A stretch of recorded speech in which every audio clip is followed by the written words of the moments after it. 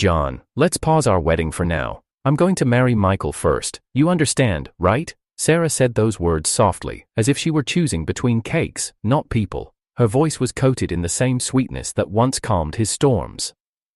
But this time, John didn't move. He just stood there, a glint of disbelief flickering in his otherwise frozen expression.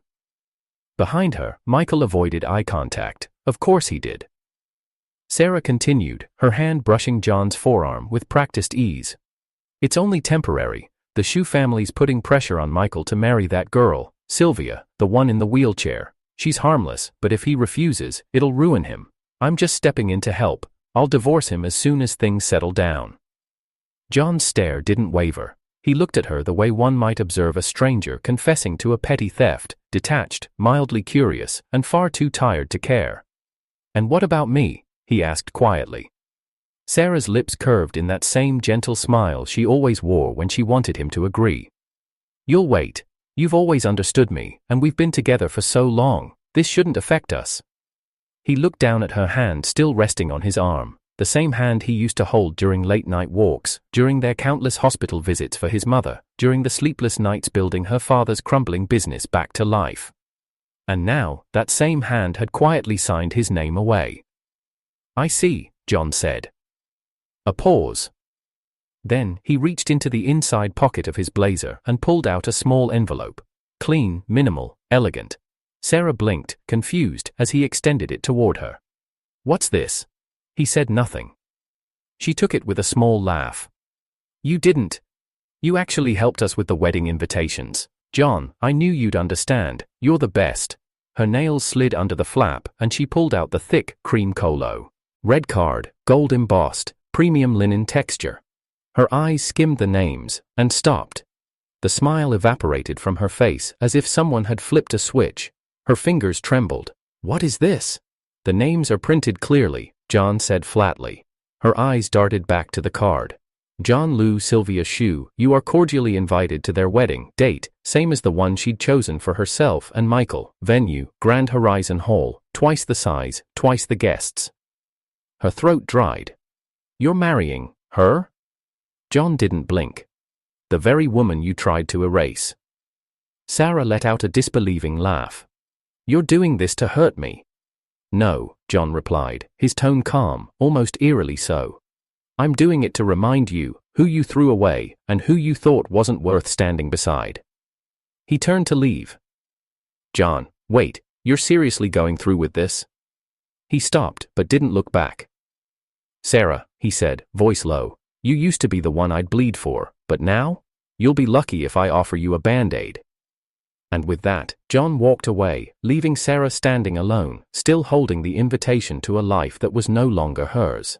John still remembered the first time he saw Sarah. She had slipped on the marble steps of the campus auditorium during a school awards ceremony, and before anyone else reacted, he had already caught her.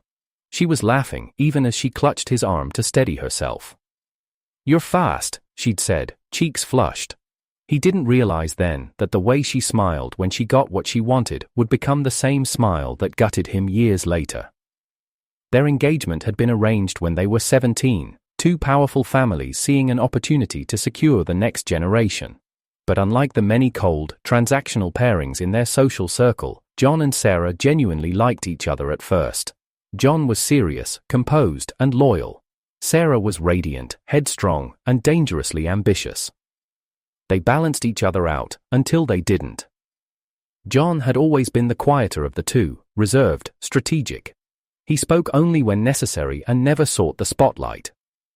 But when Sarah's family business, Liu Enterprises, began to spiral after a scandal involving her father's illegal investments, it was John, barely 23 at the time, who stepped forward to help.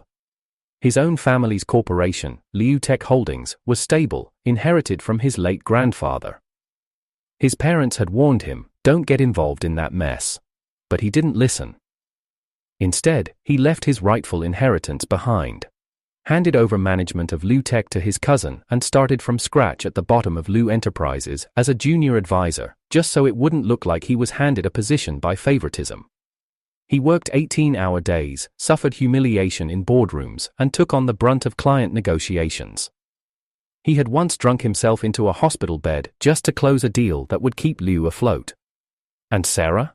She'd show up at the end of the night with congee in hand, kiss him on the forehead and tell him how lucky she was to have someone like him. She never asked how many times he had to bite his tongue when her uncles tried to push him aside. She never asked how many times he sat alone in the hospital lobby, waiting for test results from stress-related ulcers. She was too busy chasing image, PR events, galas, accidental media appearances. She looked radiant, grateful, the perfect modern heiress with a noble fiancé. But privately, she began to mock his restraint. "You're always so stiff, John. People like someone more warm, like Michael." Michael. John had never resented his adopted brother. Michael had come into their family at 14, his parents had taken him in after a tragic car accident claimed his family. He was always respectful, never overstepped. He called John brother and always looked up to him. John had even vouched for him when he applied to the university business program. When Michael struggled financially, John quietly funded his scholarship through a shell donation. He never imagined Michael would be the one to unravel everything. It began slowly. Michael joining Liu Enterprises as a low-level assistant to learn. Then, suddenly, he was seen beside Sarah more often than not, bringing her coffee, whispering at events, helping her out of cars. "Don't be so old-fashioned," she'd say to John when he pointed it out. "We're just close colleagues. He's like my brother too." But soon, the comparisons started surfacing. Clients began noticing how charming Michael was. Staff members gossiped about his easy energy versus John's cold distance. One night, after a formal banquet, Sarah had drunk too much and leaned into John's shoulder in the back seat of their car. She whispered, "You're always so serious, sometimes I wonder if you ever feel anything." John had stared out the window in silence. At the office, it became a pattern. Sarah would publicly praise Michael's initiative during meetings, even when the strategy had been outlined by John in the background. She'd interrupt John mid-sentence to ask for Michael's opinion. During one investor pitch, she told a joke about John's tendency to overplan. "He once scheduled our first kiss, no joke, calendar invite and everything." The room had laughed. John had smiled politely, but something cracked that day. He told himself it was just the stress, the pressure. She didn't mean it. But one morning, he arrived early to Liu HQ and found Sarah and Michael alone in the conference room, whispering. She was fixing his tie. Michael laughed at something and said, "He'd never notice. He trusts you too much." John entered before he could hear more. They pulled apart immediately. Later that night, John went to his parents' home. His mother noticed his silence during dinner. After dessert, she sat beside him in the study and gently said, "You've given everything to someone who doesn't look back when you bleed." He didn't respond. He didn't know how. The final straw came 2 weeks later, at their engagement anniversary. He had reserved their favorite restaurant, hired the violinist she adored, even bought her the antique silver bracelet she once pointed out in passing. She didn't show. An hour passed. Then 2. He paid the bill alone and left. That night, she messaged him. Something came up at work. Michael needed help with a last-minute pitch. "Sorry, love." She had never called him love in a message before. John stood in the empty dining room of his penthouse, the untouched bracelet in its velvet box. The violinist's music still rang in his head, and at that moment, something inside him stopped. He stopped waiting. He stopped believing, but he didn't stop thinking. That's when He began pulling back, quietly, no drama, no accusations. He studied, he observed, he traced timelines, meetings, travel logs, backdated invoices. Sarah hadn't just grown distant, she had actively chosen to remove him from her life in slow increments, replacing each gap with Michael. The betrayal wasn't emotional, it was strategic, like a hostile takeover of the heart. The last piece fell into place when news reached him that the Shu family had proposed an arranged marriage between their daughter Sylvia, paralyzed from a childhood accident, and Michael. The Shu family was one of the oldest bloodlines in the country, and they were fiercely proud.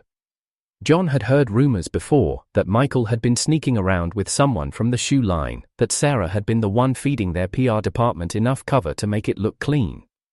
Then he heard the bombshell. Sarah had volunteered to marry Michael herself, to help him avoid disgrace, and now, she stood before John, brushing aside their wedding like a rain check on dinner plans. "You'll understand," she said, and he did. He understood everything. He didn't argue, didn't explode, he simply took the steps he needed, returned to his original family business, rebuilt his standing, made a few calls to the Shu family, booked a private meeting with Sylvia's father, and handed Sarah an invitation she never saw coming. Because the woman she once tried to save Michael from was about to become John's wife, Sarah didn't hesitate. She signed the contract in front of the Shu patriarch, a ceremonial pen in one hand and a smug camera-ready smile in the other. Flashbulbs went off as she stood beside Michael, their signatures inked in bold black against the gold-trimmed wedding document. The Shu family's press team labeled it a symbolic marital alliance to shield the dignity of Sylvia, who had withdrawn from public life. But everyone in the upper circles knew what it really was. Sarah sacrificing herself for the family's image. The headlines hit like blunt force. Liu heiress steps into Shield brothers' honor. Marries for family name, John Liu absent from ceremony. Split rumors spreading. John read them all from his office window, each article another strike cracking the already thin layer of ice inside him. The silence in his penthouse was louder than ever. His phone had stopped ringing. No explanations, no apology, not even a direct message. Only a news post on Sarah's official social media account. Today I made a difficult but necessary choice, for love, for family, for legacy. John didn't need to guess whose idea that caption was. Sarah had always been brilliant with words when the audience was watching. The morning after the ceremony, she walked into his office like nothing had changed, her heels echoed with authority on the polished floor. She wore ivory, off-white like she was still mourning the love she claimed to protect. Michael trailed behind her, sleeves rolled up, a silk tie loosened at the neck. He smiled too easily. John didn't rise from his chair. "Close the door," he said quietly. Michael hesitated. Sarah gave him a nod. "It's fine." When the door clicked shut, John didn't waste time. "I'm giving you this one chance to undo it." Sarah crossed her arms, tilting her chin. "Undo what?" "This farce of a marriage," he said. "You made your point. Congratulations. The headlines are yours, but if you think this game won't cost you, think again." Her laugh was soft, dismissive. "Don't be dramatic. You know this isn't real, it's just optics, strategic damage control." John stood, slowly, deliberately. "If you walk forward with this, if you think this is just another story to spin, then you and we're done." She blinked. For the first time, something flickered across her face. Not fear, not regret, but calculation. "You wouldn't walk away from everything we built," she said, her voice calm. "Not after all you've invested. We've survived worse, John." He stepped closer, dropping a folder on the table between them. Inside was his formal resignation, every department accounted for, every handover plan detailed, every asset he had retracted his name from. "I already have," he said. Sarah's fingers hovered over the folder but didn't open it. "This is childish." "No," he replied, "this is clarity." And then he left. The press spun their own stories. John Liu steps down from Liu Enterprises. Needs time to heal, says insider, Sarah and Michael, from tragedy to triumph. A new power couple in the making. He didn't correct them, he didn't speak to the press, he didn't even answer his parents' calls. Instead, he went silent. He returned to Liu Tech, quietly reclaiming his stake, starting over with the quiet poise that always unnerved his rivals. He no longer answered to public perception, only precision, but the world had a cruel sense of humor.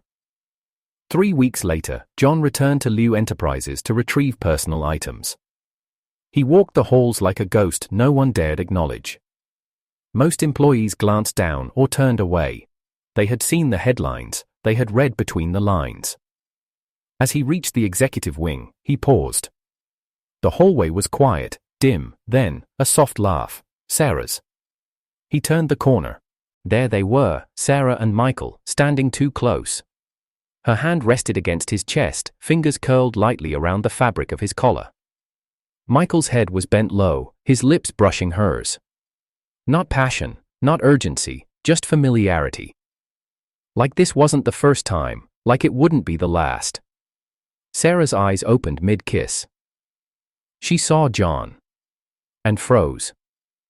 Michael turned, startled. "John." But John didn't speak. Didn't blink. He just looked at her. Sarah stepped forward instinctively. It's not what you think. John took a small, velvet box from his coat pocket. The ring inside was handcrafted. A single platinum band carved with a hidden inscription only she would have understood. Till silence breaks. He'd designed it himself. Months ago. Long before she ever saw Michael as more than a brother. He looked at the box for a second longer, then without a word, tossed it into the trash beside the potted plant. Sarah flinched. He turned to leave. John, wait. He paused in the doorway. You still think you're in control? Her breath hitched. He looked over his shoulder, eyes cold. You don't realize yet, you already lost me. And then he was gone.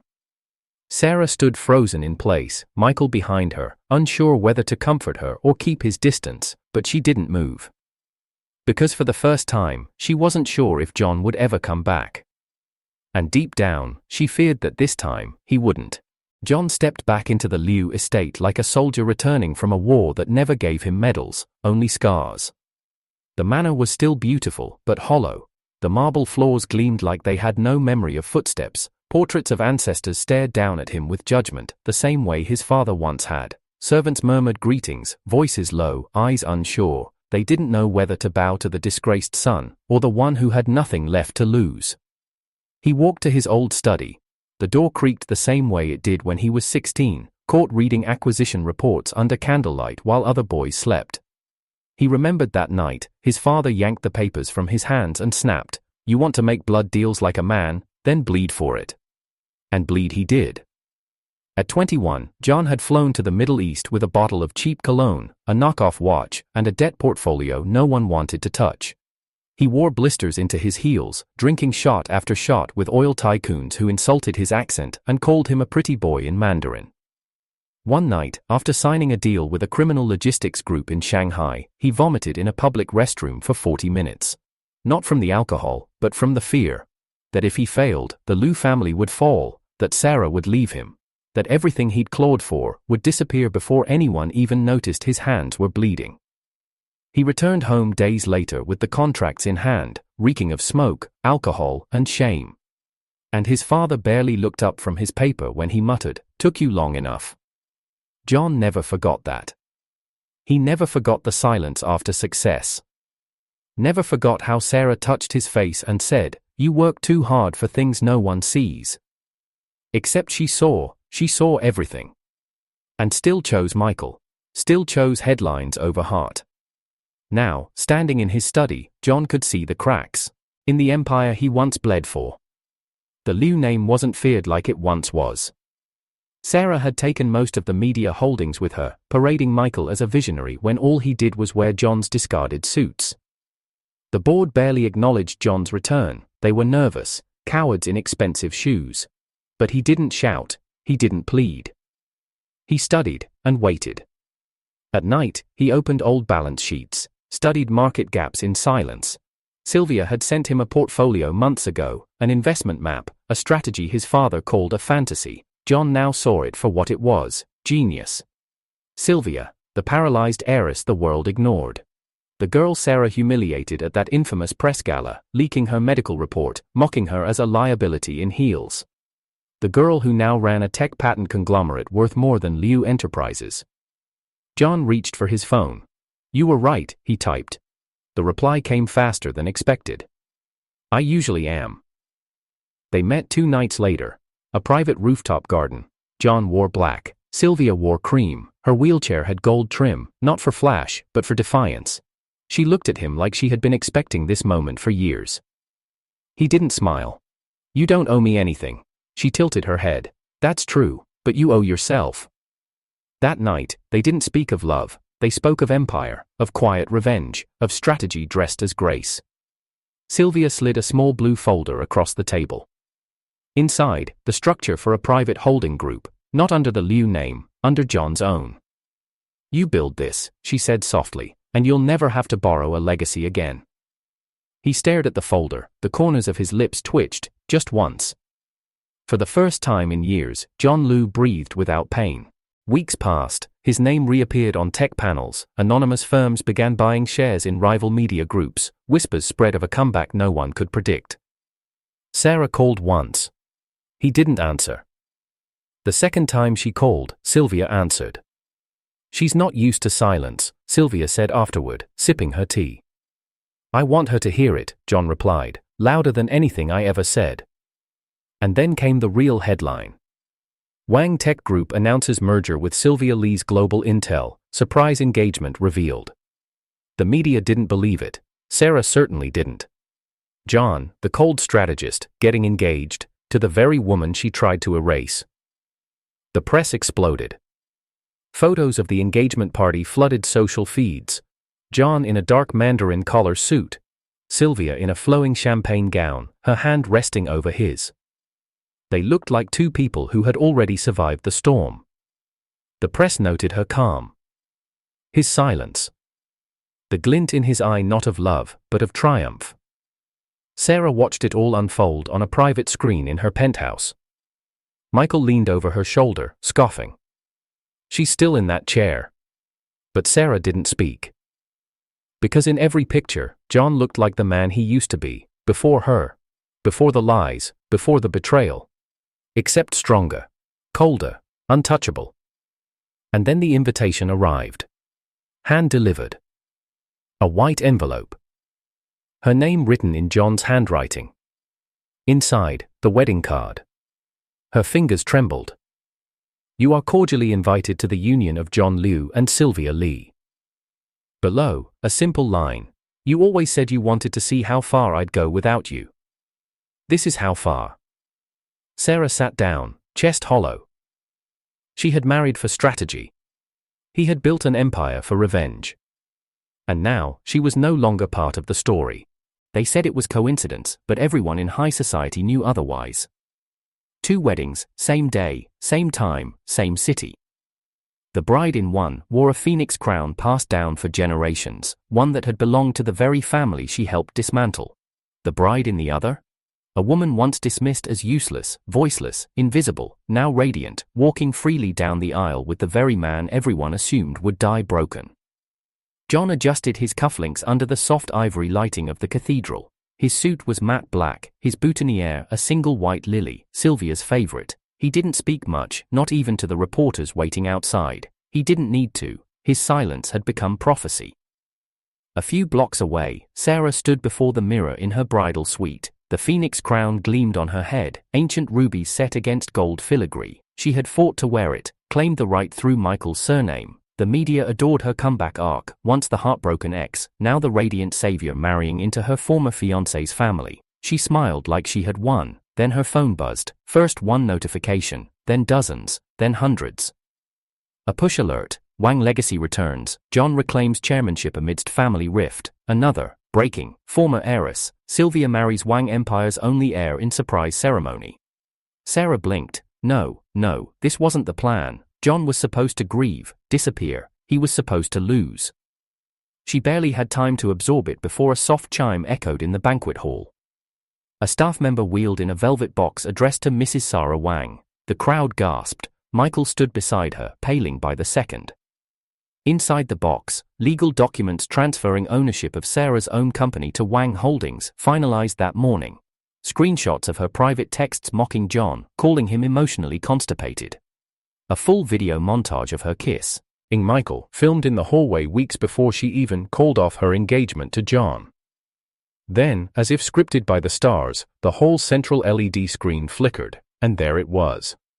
John, standing beside Sylvia, both framed by floral arches, his expression unreadable. Sylvia's hair was pinned back with the same orchid comb Sarah once discarded as peasant style, and beneath them, a quote. "I was discarded like a rusted ring, so I forged a crown." Michael grabbed Sarah's wrist. "Did you know? I thought you said, Sarah, what the hell is this?" Sarah turned on him, voice low and slicing. "You were supposed to keep him quiet. You were supposed to be better than him." Michael's phone lit up. An urgent call. He ignored it. Another buzz. Then another, and then his expression drained into something hollow. "They froze my accounts," he muttered. "All of them. My name is..." I'm not even on the board anymore. Because you never were, said a voice behind them. Sylvia. She stood in the entryway, heels clicking softly against the marble. No wheelchair, no cane, just a fitted off-white dress and the poise of someone who'd known the script all along. The crowd parted like water. Let me guess, Sylvia said sweetly. You thought faking a noble sacrifice would make you a queen, Sarah. But you forgot something. Sarah's voice was a whisper. What? I'm the one you tried to erase. Sarah lunged forward, but the guards were faster. Michael was already being escorted out, sobbing, trying to call someone, anyone. Sylvia turned toward the hall, toward the dozens of guests watching, phones still recording. She raised her chin. You don't get to wear our crown, she said to Sarah. You just borrowed it for a day. Then she walked away. Back to John, back to the car waiting outside, back to a life that had once been shattered but was now reassembled, piece by brutal piece. And behind her, the SES screen faded to black. Then one final message appeared, bold and simple: the rightful heirs have returned. The storm rolled in quietly. No lightning, no thunder, just wind brushing through the garden outside John's new estate, rustling the willow trees he'd planted for peace. Inside, the house stood still, except for the distant hum of Sylvia's piano from the west wing. John poured himself tea. The silence was strange, calm, almost unnatural, after weeks of media chaos. But he had earned this quiet. He had buried his name in ash and built something newer, colder, stronger. Then the window cracked. A sharp noise, glass on tile. He turned. Sarah stood inside the frame, hair matted, makeup streaked down her face, one heel missing, a kitchen knife in her hand. You married a liar, she said. John didn't flinch, he didn't even move, he just watched her, eyes unreadable, like he was looking through her, not at her. Put it down, he said. She's not who you think, Sarah continued, stepping forward. That heiress you love so much, her father owned the biotech lab, the one that destroyed your family's land rights. She knew from the start. She raised the knife. She was planted. John's voice didn't rise. You're out of your mind. She played you, Sarah screamed. You think she loves you? She stood up from her wheelchair for revenge, not love. She's just like me. No, said a voice from behind. Sarah turned. Sylvia stood barefoot, calm, silk robe tied at her waist. Her eyes didn't blink, her posture never shook. I'm nothing like you, she said. Sarah lunged. John moved forward, but stopped short as Sylvia pivoted into motion. Her foot slid. She caught Sarah's wrist, flipped it, and the knife clattered to the floor with a metallic gasp. Sarah hit the carpet, breath stolen by the fall. John walked over silently, picked up the knife, and placed it on the sideboard. Sylvia helped Sarah up, gently, calmly, then stepped back. Sarah's body shook, not from pain, but from something far uglier. What did I ever do wrong? She sobbed. I loved you. I was trying to protect you from her, from your brother, from everything. You destroyed me, John said softly. I was trying to save you. You were trying to own me. The words landed like a blade. Sarah collapsed to her knees, then another figure appeared at the doorway, Michael. His skin was pale, his frame thinner than John remembered. The silk shirt clung to his body like a curtain over bones. He coughed, hard, deep, rattling. I told you not to come, John said.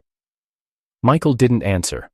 Instead, he dropped to the floor beside Sarah, clutching his stomach.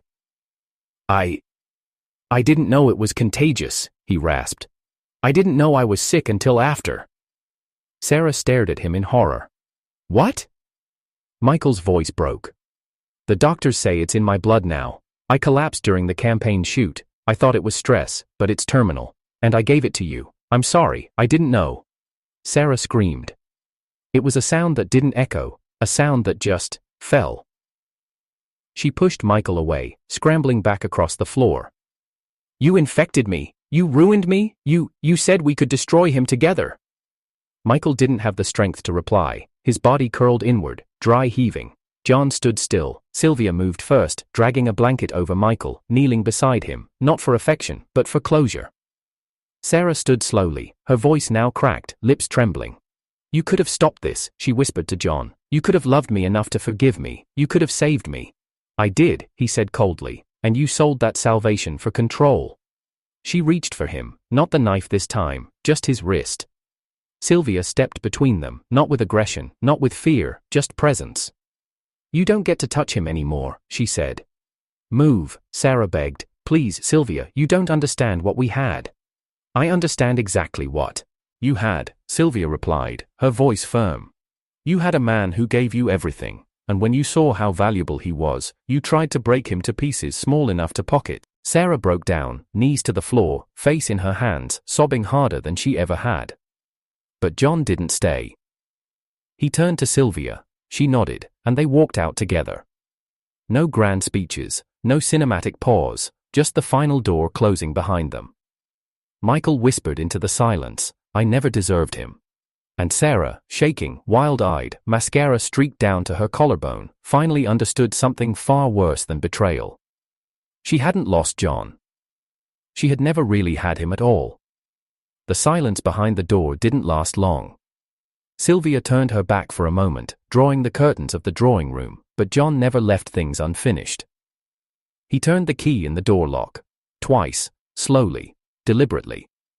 Outside, the pounding returned. First fists, then feet, then shrieks. Sylvia isn't who she says she is, Sarah screamed, her voice echoing through the marble halls like a feral warning. Inside, Sylvia didn't flinch. John stared at the door, unblinking. Let her speak. This is the end. He stepped forward, and with the calm of a man who had spent years learning patience from betrayal, he opened the door one final time. Sarah stood outside barefoot, her wedding heels discarded, makeup running down her cheeks in jagged lines. Her gown was stained, smeared with dust and fury, the phoenix crown was gone. John's eyes lowered, her hands trembled, but it wasn't nerves, it was the knife. You're being played, Sarah rasped. She wasn't paralyzed, it was all an act, I was trying to protect you from. Sylvia moved faster than words. A twist, a grip, a turn, her palm collided with Sarah's wrist, and the knife clattered to the marble like a broken promise. Sylvia's hair was still wet from the morning's ceremonial oils, but her stance was steady, grounded, immovable. She didn't raise her voice. You've mistaken silence for weakness for too long. Sarah stumbled back, clutching her wrist. What did she tell you, John? She whispered. That I'm evil? That I used you? No, John said quietly. That part I learned on my own. He stepped forward, his voice a whisper, sharper than any blade. But tell me, what was your plan? Seduce Michael, steal the title, and when that failed, come back and fake concern? Tell me the next chapter, I'm curious. Sarah looked as if she'd been slapped. I loved you, she spat. I gave you everything. You gave me pity, he said. And you loved being pitied, Sylvia added. Sarah turned, ready to retaliate, when a violent cough interrupted everything. Michael stood at the foot of the driveway, hunched over. His tuxedo was unbuttoned, collar loose, face dripping with sweat, but worse, there were red stains on the handkerchief he held. Michael, Sarah choked, rushing to him. He collapsed forward.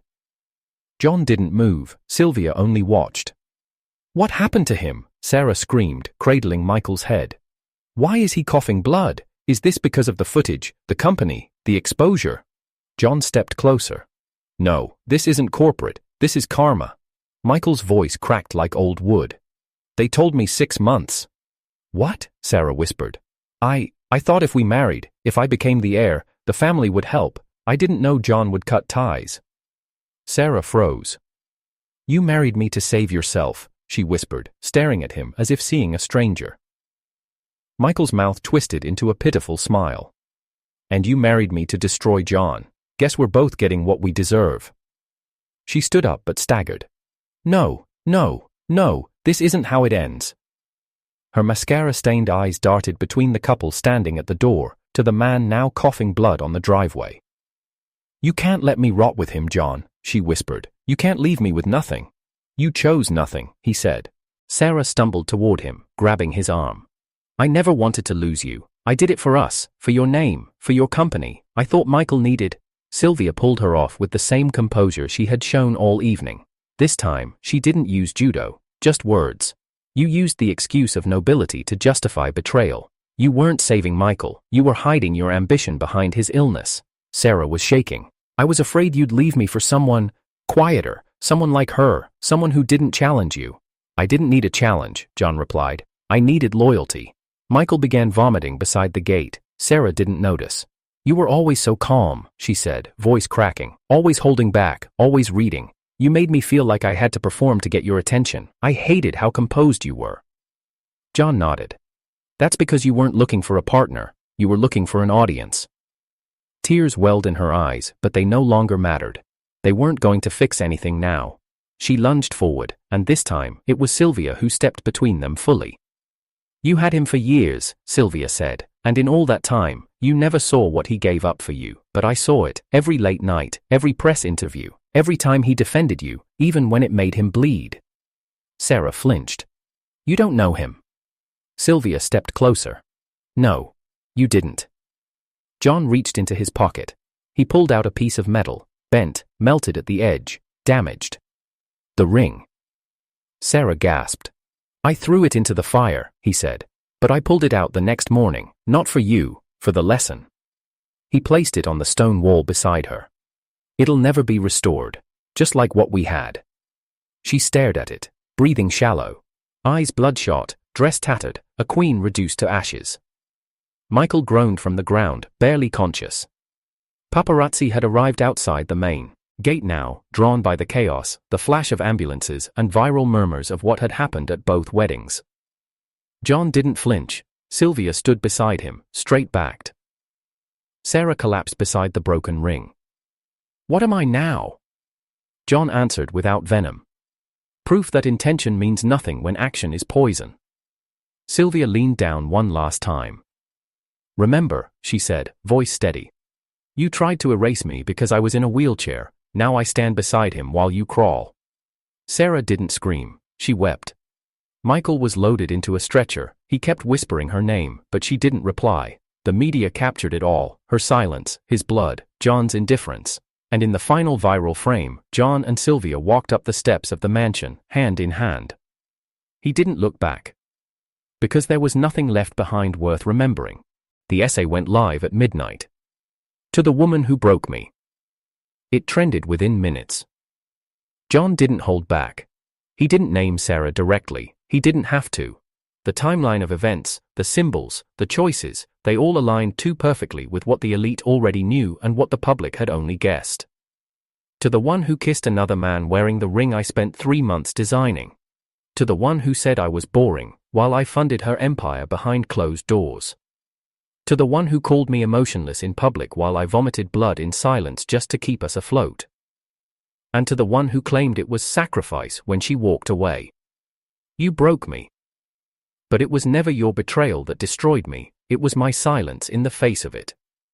The essay included receipts, emotionally and financially, screenshots of Sarah mocking John in public, voice notes of her comparing him to Michael, a copy of the prenup she secretly changed after their engagement, bank transfers that built her entire fashion line. Even hospital reports, showing how many nights John had stayed in emergency rooms while she hosted gala dinners with Michael. Then came the paragraph that changed everything. You said Sylvia was beneath us, unworthy, an empty chair with a name, but that chair rolled beside me when I had no legs left to stand on. That silence you mocked, she understood it. That loyalty you took for granted, she painted it. While you watched me bleed and called it weakness, she fed me soup and called it love. The essay concluded not in revenge, but in rebirth. This is not a reckoning, this is a release, because now, I no longer ache when I say your name, now, I whisper hers. The moment it was published, the fallout was immediate. Sarah was arrested the next morning. Fraud, bribery and medical forgery were the official charges, but the headlines preferred more dramatic phrases. Singh, fiancé turned fraudster, the fall of Sarah J. From heiress to handcuffs, the fashion empire's collapse. John's viral essay destroys reputation of ex-lover. Michael didn't last long either. His liver failure accelerated. He passed quietly, off-screen, with no family visiting. But this wasn't their story anymore, it was Sylvia's. The cameras that once hounded John for gossip now captured something else entirely. A man holding a velvet-lined box. Inside it, 10 rings. Each was crafted differently. One had a ruby shaped like a teardrop. One bore the initials SJ in engraved cursive. One was made of twisted silver, 2 bands becoming one. One was carved from wood, the same kind from the bench where Sylvia first sketched him. Another was forged with diamond dust and molten steel, unbreakable. As John placed each ring on Sylvia's fingers, one by one, each on a different day across 10 days, he recited why. This one's for the 10 years you loved me silently. This is for every time you wanted to hug me but didn't know if I'd let you. This one. This is for every time I chose wrong, because I never want to choose wrong again. Sylvia didn't say much. She didn't have to, but when he gave her the final ring, a delicate rose gold band with the Chinese symbol for eternity, she whispered, "Then choose me for eternity." They were already legally married, of course, but this was emotional marriage, spiritual vows, redemption in rings.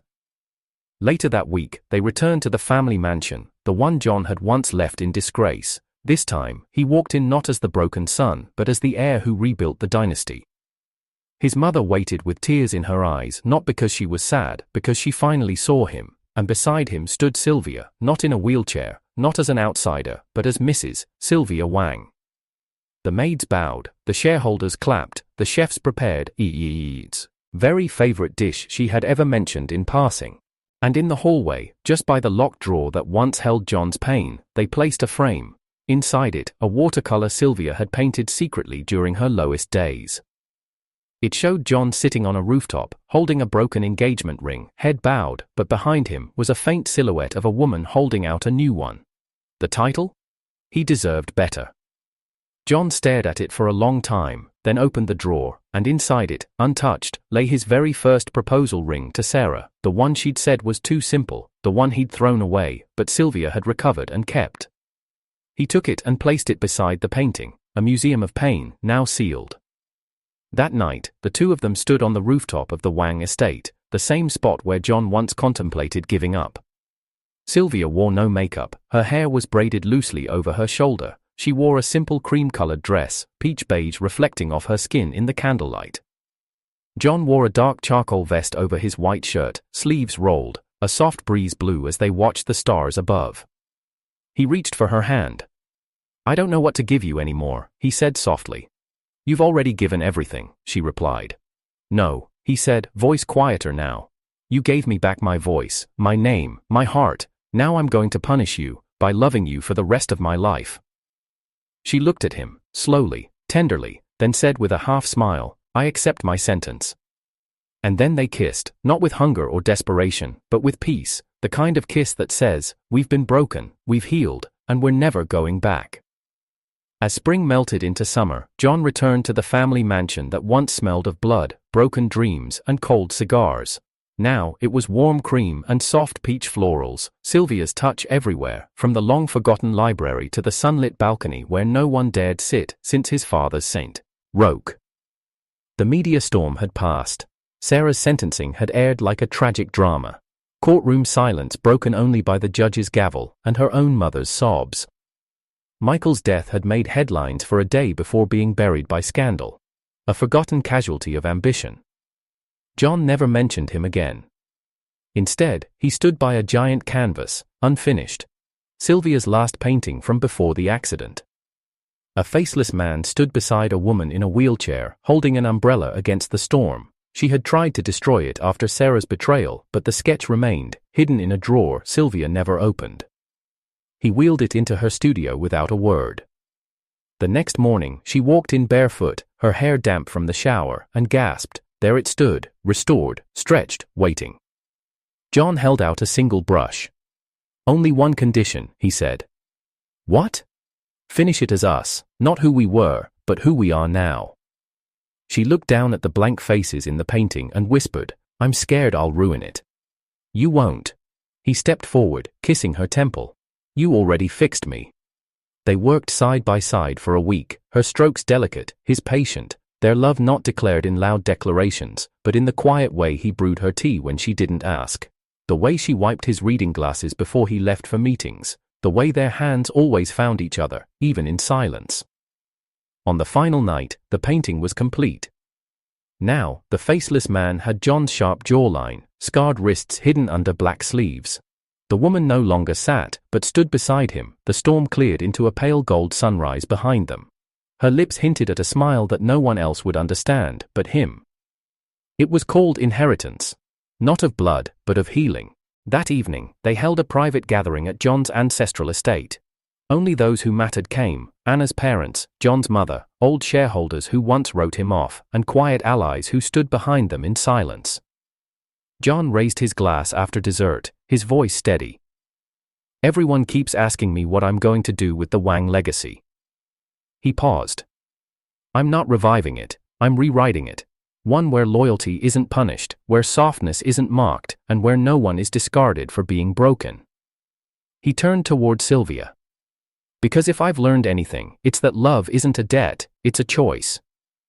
Then, before the guests left, he handed Sylvia a wooden box. Inside were 10 engagement rings, each with a different gemstone. She blinked, overwhelmed. John. One for each time I almost proposed to the wrong woman, he said. I never want to trust my judgment more than I trust you again. She laughed, her fingers trembling over the rings. Then which one are you choosing? He smiled. Whichever one you wear when you paint our daughter's first portrait. That night, under moonlight and mellow jazz playing softly in the background, John took Sylvia to the rooftop of their villa, where the stars drowned out the noise of the world. They didn't speak for a while. Then, John looked at her, solemn. I want to punish you. She raised an eyebrow. Oh? He pulled her closer, his lips brushing against her ear. For making me fall so hard, I forgot how to breathe. He paused. So now I'll punish you, by loving you for the rest of my life. Sylvia didn't reply with words. She just kissed him, like a promise written in ink that would never fade.